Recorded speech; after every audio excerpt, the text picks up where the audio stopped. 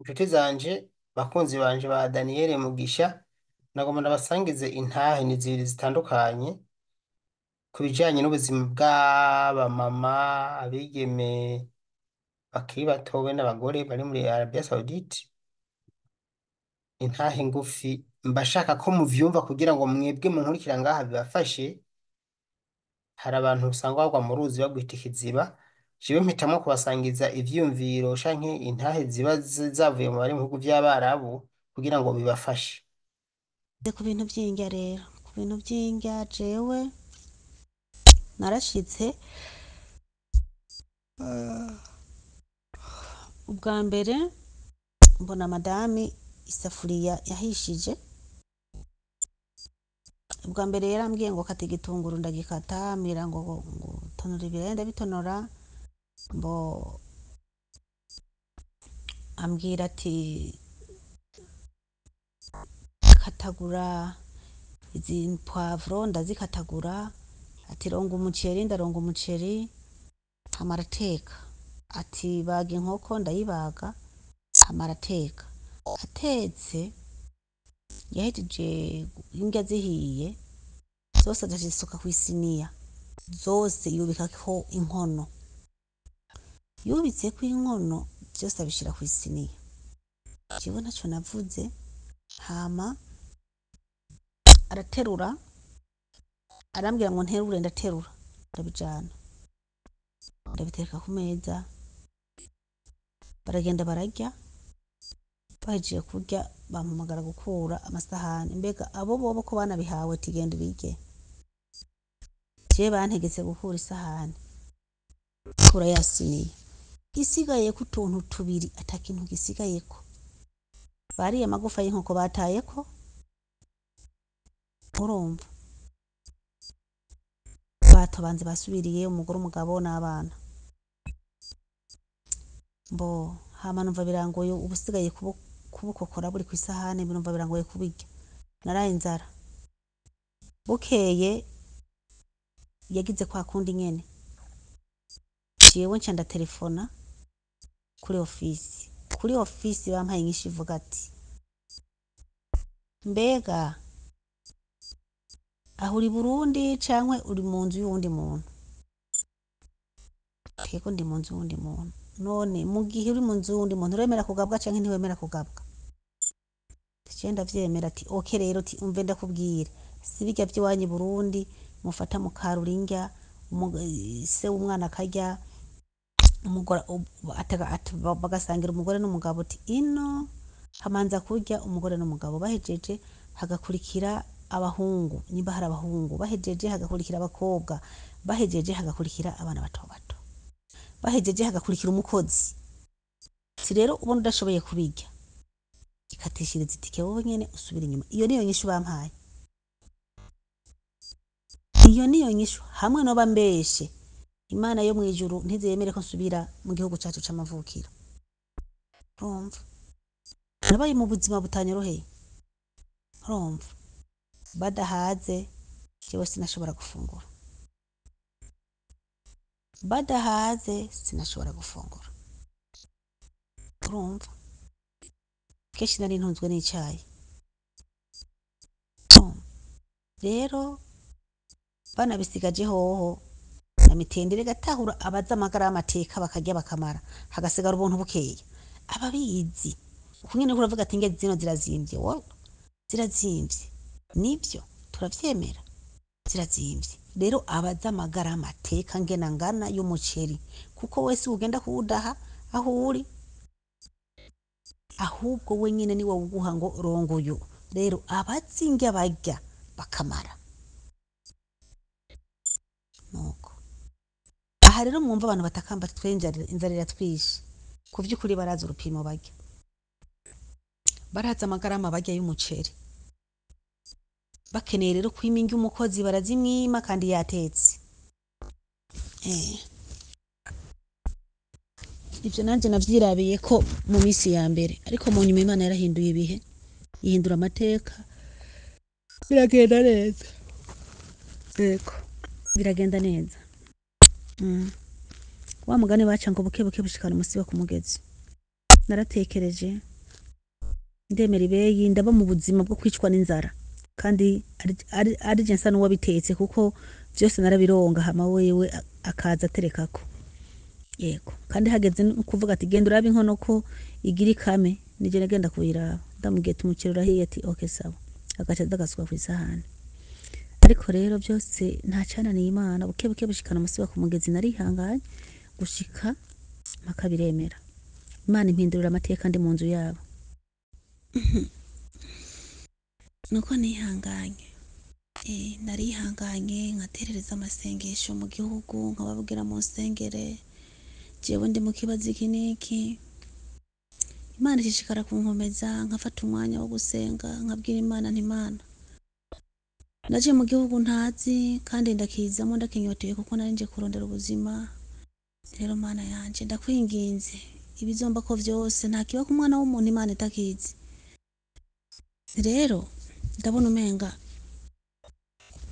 ntahandi hasigaye atari wewe ibi vya telefone ubona bavuga telefone ngo umukozi ukora na telefone mu maboko jewe namaze umwaka n'amezi 6 batarama telefone jewe bampa telefone ku munsi wo kurungika amafaranga madami tuvuye kuri banki borodere bagaca bampa nkafotora kugira ngo abo muhira bagirente bagende batora amahera nabaye muri ubwo buzima ntagira telefone mfashwe nabi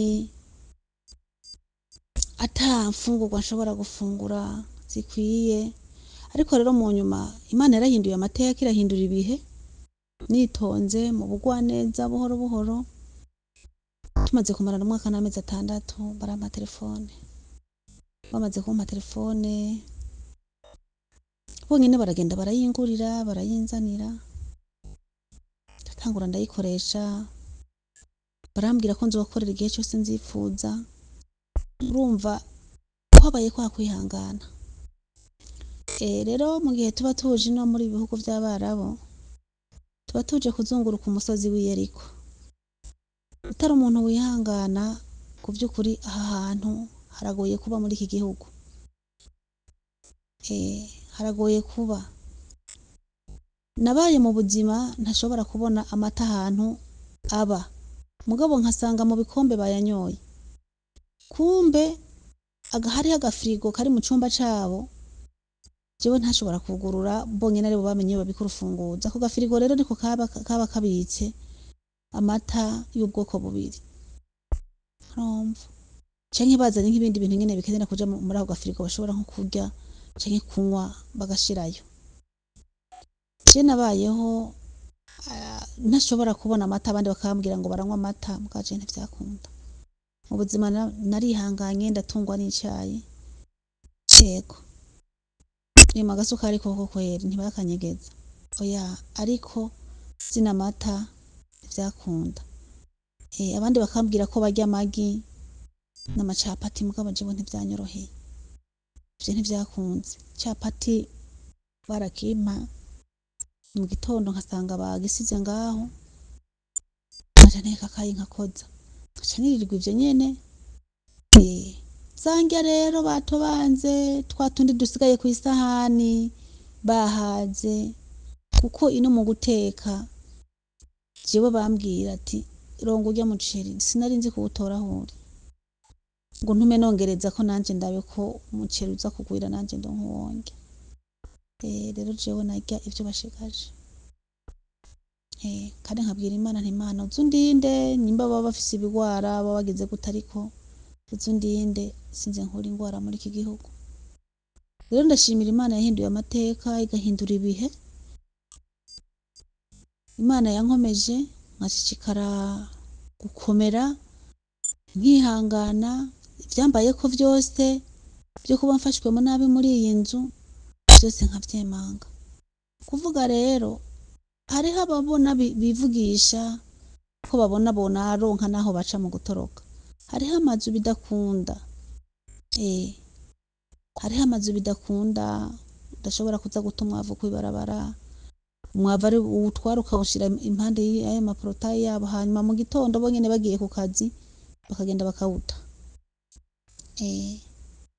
basi rero nabaye muri ubwo buzima ariko ndashimira Imana yarahinduye amateka biragenda neza ubuzima burabandanya kugeza n'uyu munsi nditwa umwana mu rugo kandi ntari nzi ko bizokunda ubwa mbere na mbere bampamagara ngo Shagara ntibari bazi kumpamagara mu izina ryanje Shagara nkitaba nabaza Shagara ni iki bakambwira ngo Shagara no kuvuga umukozi ni sawa basi mba mu ubwo buzima ariko Imana ihindura ibihe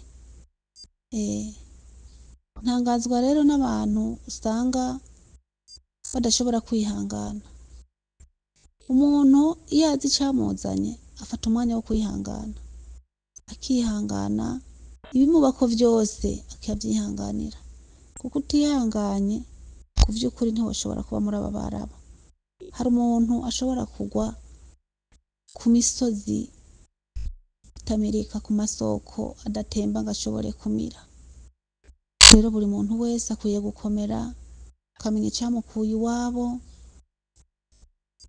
kugira ngo azosubire inyuma ashobora kuronka igishobora gutunga umuryango wiwe rero novuga ko ari Imana yankomeje kuko benshi birabananira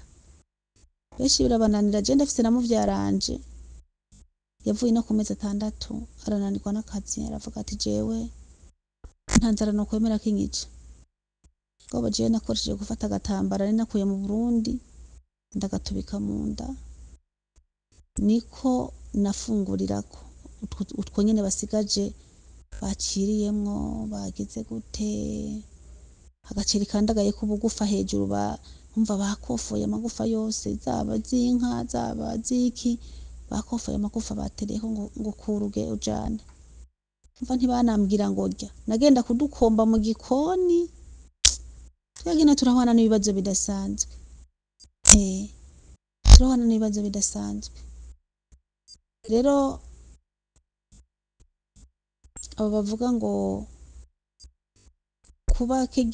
kuba ngo aba bantu ngo barungikwa na leta yego twege igihe twaza ntabwo byari bimeze nk'ukuye kwaba ariko mugabo nuko ari amategeko y'abariya bababwiye mu Burundi atariyo bashobora gukorera ko muri izi ngo ntibamenye icyabazanye kuko leta yarabarungitse ku kazi kandi ntizi imitima y'aba barabo ntibikunda buri muntu wese rero namenye icyamuzanye namenye ko yaje gupambana namenye ko yaje kurwana urugamba rutoroshe adakwiye kwitwaza ngo leta erega leta none leta irinjira muri aya mazu leta ntihinjira muri aya mazu kuvuga ngo gutabarizwa umwarabo wihenze ukamurega kuri ofisi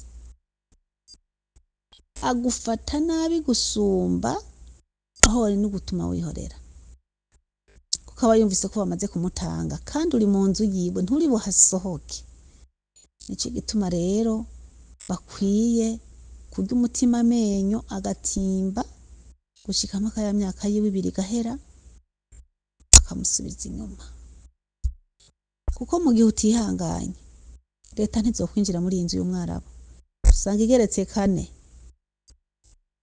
usanga igeretse 4 tuvuge ni nk'ubuparasera bwahi wacu Burundi bebaje etaje zino ubwo bari nk'ubuparasera bwahi wacu bupima imetero 16 ku 200 ubwo bari nk'ubuparasera tuvuge nka 30 bwo mu Burundi urumva ko hari bizu biteye ubwoba ibi bizu rero uri kurabikora ushonje haragera igihe kizunguzungu ikagufata kikubita no hasi burya benshi bavunagurika kubera inzara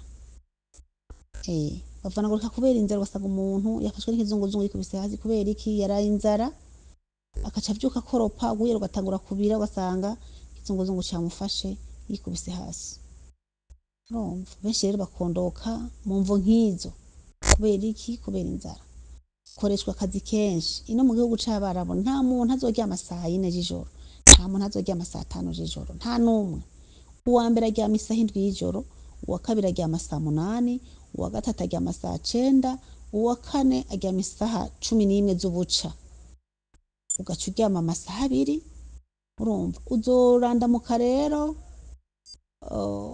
kubera inzara. Hari n'igihe ugenda kuvyuka ugasanga ngo ugiye gukaraba muri lavabo ugaca uhomana n'ikibambazi. Benshi barahwana n'izo ngorane kandi turabizi natwe vyagenda bidushikira.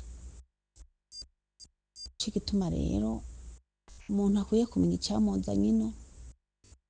Ndahanura abakobwa nkanje baba abariko bararungikwa na leta, mvyeyi gerageza uburyo bwose mu kurya, rira ku gakanda, tora agatambara wakuye i Burundi tubike mu nda kugira ngo wige ukungene ubura bwo mu nda bushobora kongera gusubira inyuma, kuko iyo umuntu ahaze ubura bwo mu nda buratatuka ugasanga bwabaye bunini bunini. Rero ino nibige ko ubura bwo mu nda butegeza kwituna,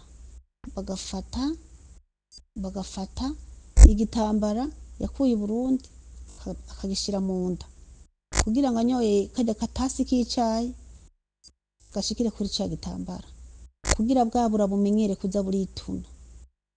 Nico gituma rero harya mubona umuntu iyo yakoze agakora arungika amahera mu muryango ugasanga umuryango waramwononeye amafaranga, murabona na wa mumama kungene yabaye paralize bivanye n'ivyo umugabo yamukoreye. Hari n'abandi usanga nyene mu muryango nk'aba mama babo barabafatiye amafaranga yabo nabi, ugasanga bamwe bashikiye guca basara. Kubera iki? Ino duhwana n'intambara zikomeye cyane, duhwana n'ibibazo bikomeye cyane. Nico gituma rero ata muntu akwiye konona amafaranga y'umuntu ari mu gihugu c'Abarabu. Nta muntu akwiye konona amafaranga ari mu gihugu c'Abarabu. Nico gituma ubona benshi bagera ino ugasanga yarungikiye amahera nk'umugabo wiwe akayonona, ahitamo kudasubirana nawe. Bamwe bavuga ngo abagore bagiye mu bihugu vy'Abarabu bahita bahukana. Oya, hari impamvu zituma bahukana, kuko nko kubona nk'umukenyezi yamenyereye kurya akanusu k'ubufu mu Burundi, akanusu k'ubufu canke basa karobo k'ubufu akaba yaramenyereye kukarya, ageze n'agace asanga yarobo icambere ntabwo ari turya n'uyo muceri, yarobo agace asanga iratekwa mugabo igacarirwa nk'abantu 10, yaramenyereye kuyirya wenyene. Urumva koko kiba ari ikibazo. Wa mugabo rero agaca amunikira amafaranga mu gihugu, wawe kubera yabonye abona umenga ni nk'ivyaci, abona umenga ntiyamugo yirondera. Nico gituma rero usanga abakenyezi kenshi bashikira no kwahukana mu ngo zabo. Abigeme rero, abigeme nabo mu gihe yatashe agasanga mugabo si kenshi ku bavyeyi ivyo bintu bashobora kubidukorera. Abavyeyi kenshi barabungabunga amatunga y'abana babo, mugabo abagabo kenshi abona murungikiye ayo mahera agaca abona umenga ya mahera yaronse mu buryo bumeze neza madame wiwe, akavuga ati neja azoronka yandi, ntamenye ko umukenyezi wiwe ariko arahwana n'ingorane zikomeye cyane. Nico gituma rero ubona abakenyezi benshi baba bakoze ama mariage usanga bashikira ku divorce, baba n'abatakoze ama mariage bakabikura, kuko mu gihe urungikiye nk'amahera nk'umugabo y'amezi 3 y'amezi 4 y'amezi 5 ugaca usanga ya mafaranga yose yayashiriye abandi bafasoni, biba bigoye kugira ngo mwongere gusubirana. Uravye nk'inzara twirirwamwo ino canke tukayiraramwo, kuvyukuri urashobora kuvyuka kubera inzara ukihoma ku kibambazi ugasanga umusaya wavyimbye. Kubera iki? Wadandabiranye ugomba kwikubita hasi. Rero ino duhwana n'impanuka zikomeye. Nico gituma rero hajya kenshi nk'abantu bubatse baba bakwiye kumanza kumenya mbega madame wanje ubuzima bayemwo n'ubwahe, canke mu muryango timbega uriya mwana twarungikiye hanze ubuzima bayemwo n'ubwahe. Nukuvuga niho haho ubona bamwe iyo bariko barabwirwa ntuve kumva ngo bamwe ngo barababura amarengero ngo bagapfa. Benshi ntibapfa ngo nukubera bamwe bicwa n'aba bantu. Hari igihe bari muri stress zayari karabona atari buve muri urugo rugo ngo bikunde agahitamo kwiyahura. rero mu gihe ahisemo kwiyahura bo baca bakwega bajana guta muri zubara, urumva, bakaja guta, urumva. Benshi rero bahwana n'ingorane zidasanzwe, uzokora uriko uratukwa, uzokora uriko uracigwa kw'amate, uzokora bitakoroheye, nko kubona nk'isaha 8 bashobora kukubwira saa 8 z'ijoro ngo genda uzane iriya ngazi hasi, genda uyidugane, harageze ko utangura koza ibibambazi saa 8 z'ijoro, saa 8 z'ijoro utangura koza ibibambazi ukaza kubimara 11 y'ubuca, urumva, aho saa moya ukaba uvyutse. Nico gituma twebwe rero ino duhwana n'ubuzima butatworoheye cane, ariko mugabo muri vyose umuntu arasenga Imana, ugasanga Imana yarahinduye ibihe, Imana ikamuha kwihangana, Imana ikamuha gukomera. Benshi rero baranakoroka ni ku ngazi kubera yanzara uri kuroza ibibambazi, kubera yanzara ikizunguzungu kikagufata uri ku ngazi ugaca ukoroka, ukorotse n'ifye nkuru uragiye cupfa, urumva. Abandi nabo bakavunagurika. Je ndamaze kubona abantu b'abagenzi batashe ari bimuga ari babiri iwacu, bivanye n'iki? Bivanye n'inzara. Nico gituma rero muri ubu buzi bwacu kwihangana, kurya mutima amenyo, hama Imana yonyene akaba ariyo ishobora guhindura ibihe, ikorosha imitima y'abakoresha bawe guhera kuri shobuja na nyokobuja, kuko ino uko nyokobuja gufata nabi niko abana bagucira kamate, urumva. Abakobwa mungana baragucira kw'amate, urumva. Abana mutangana bato bato bagucira kamate, urumva. Rero iyo Imana yahinduye ikaguhindurira amateka, n'aba bana baroroha, bagasubira kuba bene wanyu, bagasubira kuba basazawe, abana bo muri kwa rugo. Mugabo mu gihe nyokobuja ariko aragufata nabi na sobuja, n'aba bana niko bigenda, rero niko bameze, urumva. Nico gituma rero umuntu akwiye kurya umutima amenyo, hama agasenga Imana, Imana akaba niyo ihindura ibihe, kuko Imana niyo ihindura ibihe ku mwana w'umuntu. Nayo ibisigaye ibindi byo kuvuga ngo gutabaza, ego gutabaza turavyumva, mugabo gutabaza barakubwira ati nta muntu ino ashobora kwarurirwa indya, ico barakikubwira. Twese twaraciye ku ma office ariko biranga, harahageze igihe rero dutabaza ijuru naryo, hama ijuru rituba hafi kuruta imyambaro twambaye, kuko bobo barabizi neza ko hatangura kurya sebuja, sobuja wawe, hama nyokobuja, hama abana biwe, hama abahejeje nabo bakabona kuguha. Urumva ko bitaba vyoroshe. Uco usigara wibaza ati basi iyo tuba mpandukeye ku gasahani kiwanje, mugabo batarinze kubitobanga, urumva. Rero ino ku vy'ukuri haragoye kuba cane. Nico gituma rero n'abantu bo mu gihugu barungikirwa amafaranga baba bakwiye kuyiha agaciro, bakamenya ko tutarungika amahera ahubwo turungika amaraso. Uyu hari umwe yagize icyo avuze kw'ibi biriko birashikira aba mama bari mu vy'abarabu. Hari uwundi ngaha nawe yagize icyo avuga, aravuga ati nta gufyinisha bano bantu b'abarabu, anavuga wakegera ukuntu vyagenze. Muri make nababwiye intumbero ya kano kaganiro kagufi ni kugira ngo ndabumvishe ukuntu abandi bigenza nuko bagiye barahindura imibanire y'aba barabu, nuko babigenza iyo hageze kwishyuza ibintu nk'ivyo. Kumbure nawe ntobura mucyo wo gufasha. Umva rero Mugisha, jewe ndi umurundikazi, ku mazina nkaba nitwa, maze iminsi nkwirikirana ikiganiro c'abantu bagorewe muri Saudiya bari guhura n'ibibazo bitandukanye, bijya na biriya. Nukuri Mugisha, aba bakobwa je ndafise ikintu bahanura gitoya ntatari kirekire. Aba bakobwa bo bazi ngo baciye mu minwe ya leta, ngo nta bibazo ngo bazohura navyo. Umwarabu n'umwe, kandi n'abantu b'imitima mibi, n'abantu b'inzigo, badukoresha batwanka ntugire ngo baradukunda. Rero aba bakobwa bariko baraza barungitswe n'ubutegetsi bw'u Burundi bibaza ngo nta bibazo bahura navyo, ahubwo nibo rero bahura n'ibibazo gose. Bahura n'ibibazo bitandukanye kandi turabibona, twe twaje ubwa mbere.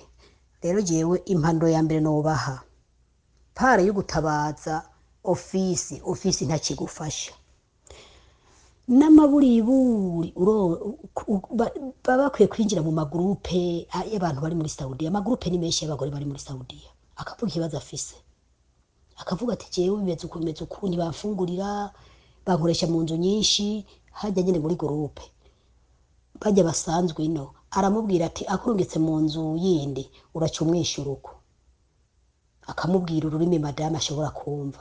None umuntu ari kuri maktaba y'u Burundi amufasha iki? Umuntu ari kuri ofisi y'u Burundi ntacamufasha.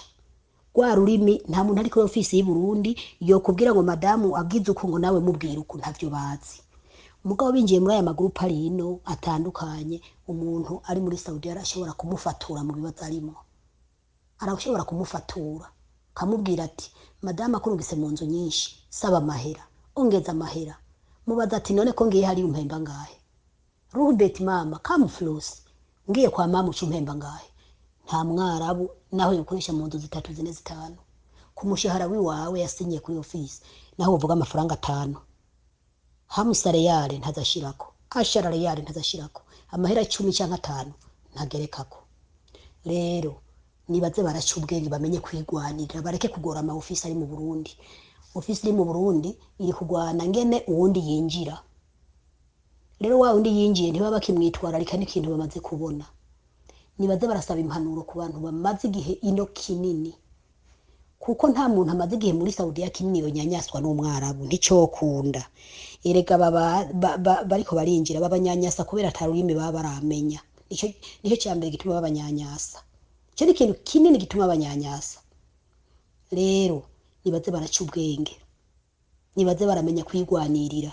Akurungitse mu yindi nzu, saba amahera, ureke kumutinya, ikibi no kumutuka. Come flows, ngenda kurangahe, unyongera ngahe, amahera ni flows, come angahe, come flows. Uravyumva? Umwarabu ugomba kumwikura ko kumwugara umunwa, mubwira amahera ati mpa amahera, nasubira kuko ntibakunze amahera, bararengeje. Kujya ataco bakora, akazi kabo no kuryama, nta kintu na kimwe umwarabu akora w'umugore. N'amaburi buri abagabo barakora, abagore avugiraho yicaye nk'umupfumu. Oya, aba bagore barakwiye kwereka umwarabu ko bakwije mu mutwe. Irega barabu ko kuntu baturungika ama office aturungika, ntihazo hagira umuntu arondera ubufasha kuri ofisi yamurungitse. Ofisi ikurungitse ikegeranya amafaranga mu wamuhejeje. Nije ndiko ndabikubwira, nta numwe bakwirikiranye, nta numwe. N'amaburi buri kintu umuntu agwaniye intambara iri mu barabu, igipolisi nico kigwaniye intambara. Nayo ngo ofisi z'i Burundi urabona abantu baho situation barimo murayibona. Aho ahantu bari ingene bamerewe twese turabibona. Ngo bakurikirana ngo umuntu twarungitse ngo mbere uko bo baba bahejeje baronse igipato basi, ntazoga imbere umuntu akusubira no kubarondera. Aba bagore nibo bakwiye kwereka umwarabu ko bikoma. Iyi ni impano notanga, umuntu wese yitwa umwana w'umukobwa atararongorwa kuza muri ubu buzima bwo mu barabu, uwo muvyeyi abamutaye. Uravyumva? Abamutaye muri gihonomu. Ngoma nabukire mukuri, aba bagore barakwiye impanuro. Jewe ndo basangiza ikiganiro, ndababwira ati umwarabu ataguhemvye ukwezi kwa mbere ubi kuribwa, kuko ni benshi twagiye turabona bagiye bakora badahembwa, acha guhemba urupfu, acha kwica. Umuntu honyine ukoze uyabika uyibikira mutodoretse na gatoya asokorora igipanga atishira ngaha amafaranga. Uravyumva? Jewe no kubwenge tubanye n'abarabu, narabize ndarababonye, tubanye mu umutekano, kuko ntavuga n'abantu urumva akazi kabo bagomba kanyaruke umwanya ku mwanya, ucaha ukanyarutse. None agomba ko nakanyarutse nanje ntanyarukiriza amahera. ndakanyarutsa amwageze ko mpembwa akankarahisha ndamubwira ati amahera ari hehe uwe ni Frusi arapanga kazi nkaca ndamubaza nti none amahera ari hehe arasubira aba bantu bari gukoreshwa mu nzu nyinshi saba amafaranga hari ibindi ntitwazanywe n'amahera ntitwazanywe no kwiteza imbere kwigisha abana ndagukiriye mukuru w'abantu bakwimpanuro umwarabu ntushiri yashize arabanza nawe ukamwereka ko uri umuntu ufite ubwenge mu mutwe apana ko iyo agutwaye ko ukagenda kwiya kw'intama yahaze izuba niho muzobana neza kandi umwarabu umweretse ko ufite ubwenge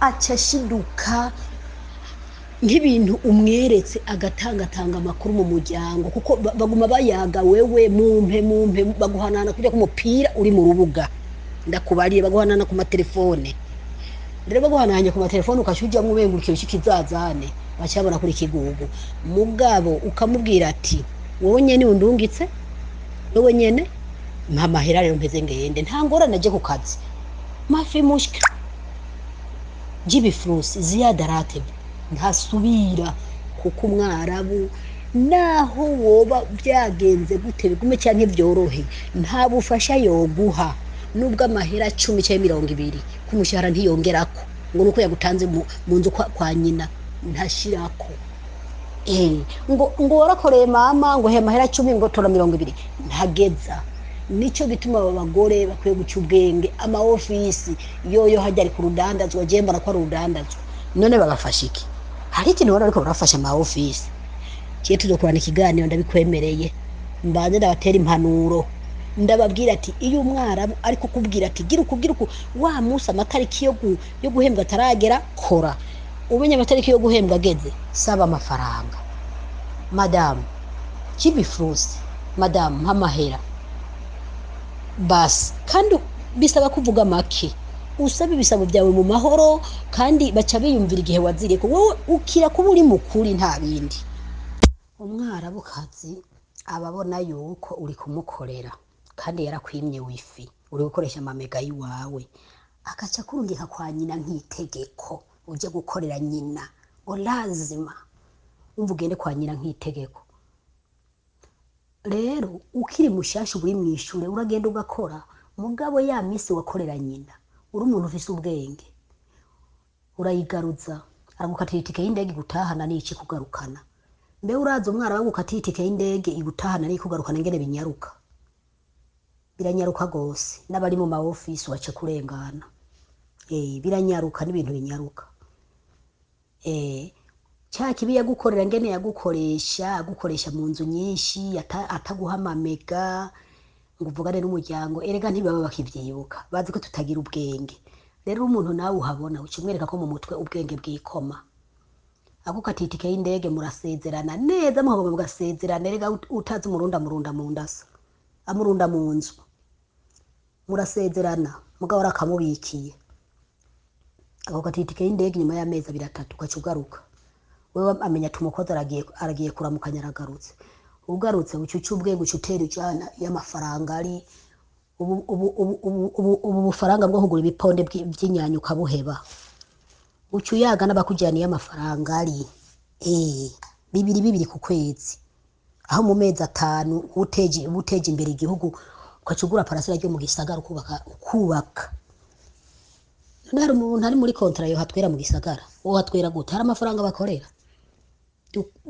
ubuhera bungahe bubiri arayagukata aguma gukata ntiyifuza ko urunka amafaranga afadika mbere ugiye kumara kontra ngo ugiye kwiyongera basha atera gerageza guhiza ibintu byo tumutarwika amahera kwiye aca higa no hino kukononera amahera utabaye maso umwarabukazi ntiyifuza ko urunka amafaranga mu Burundi afadika rero kugira ngo aba bantu ubahanikiritse umaze kuva mu myaka 2 yiwe ucyo usaba gutaha mugasezerana amahoro umutekano mugasezerana itike y'indege murayaga ingene uzogaruka ukigaruka werekeze y'amafaranga ari none ivyete ntobo vyifitiye ubu muheranye ntuba wirishe bwa buhombe yagutamwo zanzo yagukoresha ntuba wirishe tutera werekeza kujya gukorera 2 ku kwezi kuko kontra nifata umukozi nabi abigenga bari muri prive babayeho nk'abari muri Edeni, babayeho neza cyane,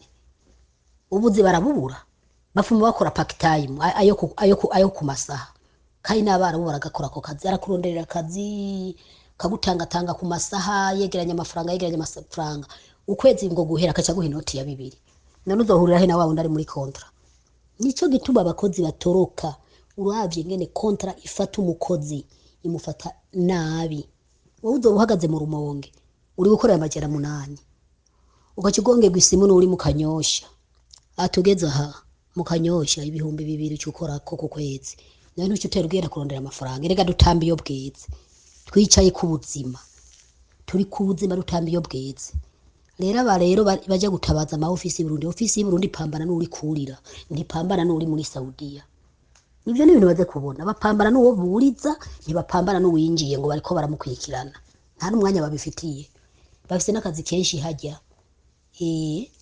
Abaciye mu binywabi n'abarekuwe na leta bose, ahubwo amagorwa abarekuwe na leta bagowe ni Yesu wenyine wo kubatabara, bafite amagorwa menshi kudusumbya.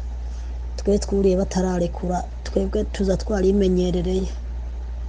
Rero abagore hari ikintu bataramenya, umwarabu n'umuntu mubi bimwe dufite ne twabasigurira, kandi na Bibiliya yakira irabasigura ko Abisiraheli ni babi. Ikibi cya mbere cy'umwarabu ntiyifuza gukorera amafaranga menshi, ico ni kintu kitabaho, aricyo gituma mbere benshi biruka bafata imihanda. Umwarabu yifuza ukora inzu 2 3 ku mafaranga 800 kugeraho. Rero aba bagore ikintu bataramenya ni kimwe, mu Barabu bisaba gucunya, kandi bigasaba upfasoni ukamenya icyakuzanye. Je ngo ndakubwire umuti w'aba Barabu ugendera utoye. Urabona bazi ko tutagira ubwenge, bazi ko turimbura bwenge, bazi ko turi bizazane, bobo nibo bantu bibona ko ari abanyabwenge. Rero hajye umunyabwenge n'uwundi ntibabana mu nzu, wowe uca wigira ikizazane nyene kujya bona kuri kigugu. Urabona ngo ndakubwira abagore bari kugira ingorane, umuti wabo muri gakumbanya bandikiwe imyaka 2. Muri iyo myaka 2 urabona mateso amwe ngira ngo kabiri ndugumba Yesu abira ku musaraba. Aba bagore rero yabara abantu nahanura bo kwemera bagateswa. Umwarabu n'umuntu agomba umuntu amukorera, ya myaka 2 ayivuyemo akaca musaba ati nkubitiye mu Burundi kuraba umuryango, atariko nifuza kugaruka, kuko arakubaza uzogaruka cyane uzogaruka, nzogaruka. Akagomba kagukatira itike y'indege ale oroturu, naho wo mubwira uti mu Burundi ngiye kumara ya mezi 2, arabigukorera. Umuti waba rero banyanyasa umukozi ku mushahara, uko biteye mu Burundi ucyuda wunganije inshinga za babandi bigenga bakaca bakutwara kujya kwigisebe yitwaye umuswe. Je naho nogaruka niko no mugira, niko no mugira.